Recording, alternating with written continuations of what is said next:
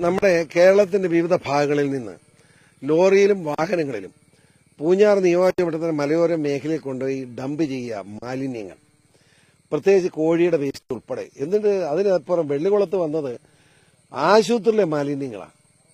രോഗം ഉണ്ടാവില്ലേ? നമ്മുടെ നാട് നശിപ്പിക്കുകയാണ്. ഈ കശ്മലന്മാരോട് ക്ഷമയില്ല.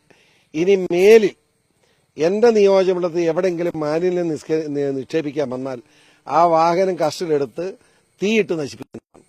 യാതൊരു വിട്ടുവീഴ്ചയും കാണുകയില്ല. ആ മാലിന്യം വെച്ചുകൊണ്ട് ആ വണ്ടി കത്തിച്ചിരിക്കും. കാരണം കത്തിക്കാനേ പറ്റുള്ളൂ മാലിന്യം. വണ്ടി ഉൾപ്പെടെ കത്തിച്ചിരിക്കും.